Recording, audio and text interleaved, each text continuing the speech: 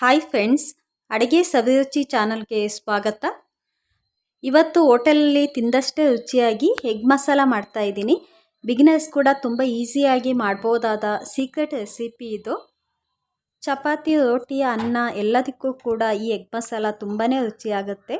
ಹಾಗಾದರೆ ನೋಡೋಣವಾ ಫ್ರೆಂಡ್ಸ್ ಹೇಗೆ ಮಾಡೋದು ಅಂತ.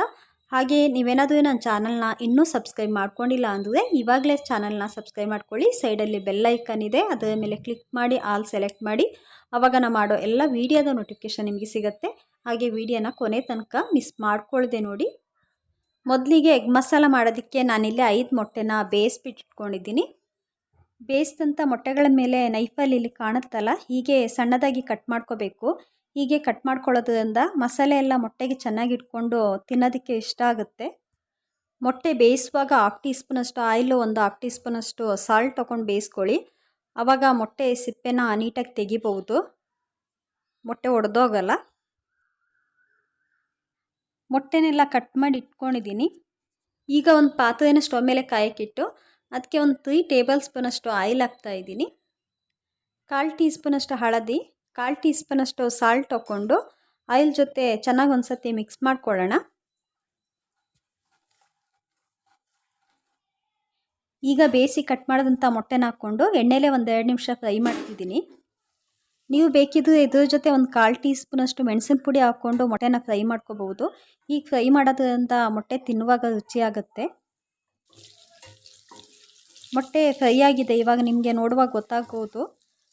ಫ್ರೈ ಆದಂಥ ಮೊಟ್ಟೆನ ಒಂದು ಪ್ಲೇಟಿಗೆ ತೆಗೆಯೋಣ.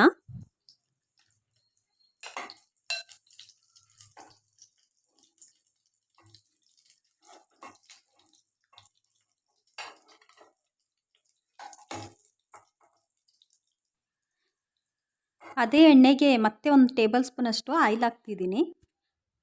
ಇದಕ್ಕೆ ಒಂದು 5-6 ತುಂಬ ಸಣ್ಣದಾಗಿ ಕಟ್ ಮಾಡಿದಂಥ ಹಸಿಮೆಣಸಿನ್ಕಾಯಿ ಹಾಕ್ಕೊಂಡು ಫ್ರೈ ಮಾಡ್ಕೋಬೇಕು.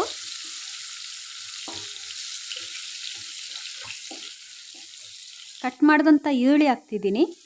ನಾನಿಲ್ಲಿ 2 ದೊಡ್ಡದಾದ ಈರುಳ್ಳಿನ ಕಟ್ ಮಾಡಿ ಹಾಕ್ತಿದ್ದೀನಿ.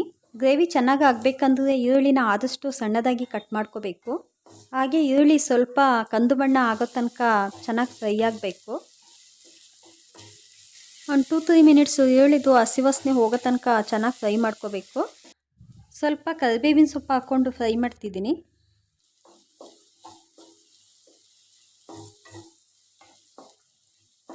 ಈಗ 1 ಟೀ ಸ್ಪೂನಷ್ಟು ಶುಂಠಿ ಬೆಳ್ಳುಳ್ಳಿ ಪೇಸ್ಟ್ ಹಾಕ್ಕೊಂಡು ಈರುಳ್ಳಿ, ಶುಂಠಿ ಬೆಳ್ಳುಳ್ಳಿ ಪೇಸ್ಟ್ ಎಲ್ಲ ಹಸಿ ವಾಸನೆ ಹೋಗೋ ತನಕ ಚೆನ್ನಾಗಿ ಫ್ರೈ ಮಾಡ್ಕೊಳ್ಳೋಣ.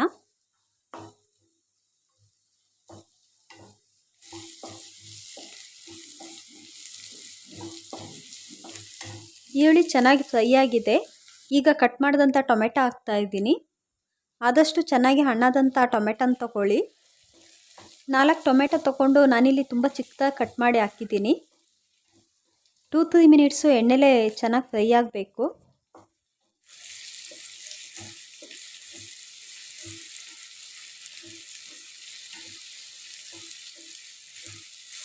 ಇವಾಗ 2 ಟೀ ಸ್ಪೂನಷ್ಟು ಧನಿಯಾ ಪುಡಿ, 1.5 ಟೀ ಸ್ಪೂನಷ್ಟು ಮೆಣಸಿನ ಪುಡಿ, ಹಾಗೆ 1 ಟೀ ಸ್ಪೂನಷ್ಟು ಜೀರಿಗೆ ಪುಡಿ, 1/2 ಟೀ ಸ್ಪೂನಷ್ಟು ಗರಂ ಮಸಾಲ, 1/4 ಟೀ ಸ್ಪೂನಷ್ಟು ಹಳದಿ ಹಾಕ್ಕೊಂಡು ಚೆನ್ನಾಗಿ ಮಿಕ್ಸ್ ಮಾಡ್ಕೋಬೇಕು.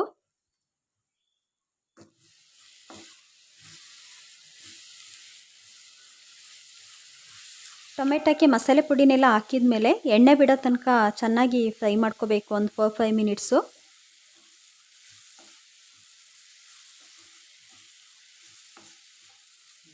ನೀರನ್ನ ನೀವು ನೋಡ್ಕೊಂಡು ಹಾಕ್ಕೊಳ್ಳಿ. ಗ್ರೇವಿ ಸ್ವಲ್ಪ ತೆಳುಬೇಕಂದ್ರೆ ನೀರು ಸ್ವಲ್ಪ ಜಾಸ್ತಿ ಹಾಕ್ಕೊಳ್ಳಿ.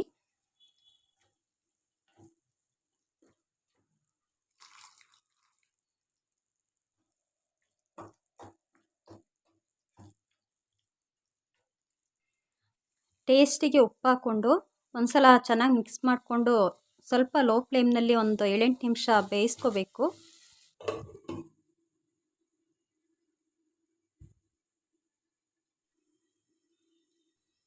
ಗ್ರೇವಿ ಚೆನ್ನಾಗಿ ಕುದೀತಾ ಇದೆ, ನಿಮಗೆ ಇಲ್ಲಿ ಕಾಣಿಸ್ಬೋದು. ಒಂದ್ಸಲ ಇದನ್ನೆಲ್ಲ ಚೆನ್ನಾಗಿ ಮಿಕ್ಸ್ ಮಾಡ್ಕೊಳ್ಳೋಣ.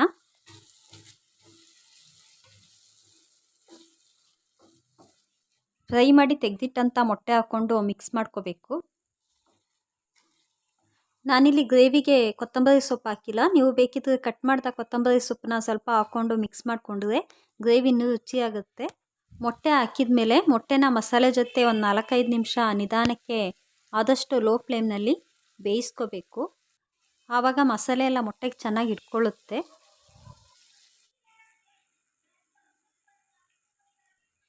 ಬಿಸಿ ಬಿಸಿಯಾದ ಸ್ಪೈಸಿಯಾದ ಅಷ್ಟೇ ಟೇಸ್ಟಿಯಾದ ಎಗ್ ಮಸಾಲ ರೆಡಿಯಾಗಿದೆ. ರೋಟಿ, ಚಪಾತಿ, ಅನ್ನ ಜೊತೆ ಸಖತ್ ರುಚಿ ಕೊಡುತ್ತೆ.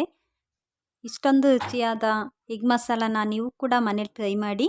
ಹಾಗೆ ಹೇಗಿತ್ತು ಅಂತ ನನಗೆ ಕಮೆಂಟ್ ಬಾಕ್ಸಲ್ಲಿ ತಿಳಿಸಿ. ಹಾಗೆ ಈ ವಿಡಿಯೋ ಇಷ್ಟ ಆದರೆ ವಿಡಿಯೋಕ್ಕೊಂದು ಲೈಕ್ ಕೊಡಿ. ಚಾನಲ್ನ ಇನ್ನೂ ಸಬ್ಸ್ಕ್ರೈಬ್ ಮಾಡ್ಕೊಂಡಿಲ್ಲ ಅಂದರೆ ಇವಾಗಲೇ ಚಾನಲ್ನ ಸಬ್ಸ್ಕ್ರೈಬ್ ಮಾಡಿಕೊಂಡು ಸೈಡಲ್ಲಿ ಬೆಲ್ ಐಕಾನ್ ಇದೆ, ಅದರ ಮೇಲೆ ಕ್ಲಿಕ್ ಮಾಡಿ ಆಲ್ ಸೆಲೆಕ್ಟ್ ಮಾಡಿ. ಆವಾಗ ನಾನು ಮಾಡೋ ಎಲ್ಲ ವಿಡಿಯೋದ ನೋಟಿಫಿಕೇಷನ್ ನಿಮಗೆ ಸಿಗುತ್ತೆ. ಮತ್ತೆ ಮುಂದಿನ ವಿಡಿಯೋದಲ್ಲಿ ಸಿಗೋಣ. ಬಾಯ್.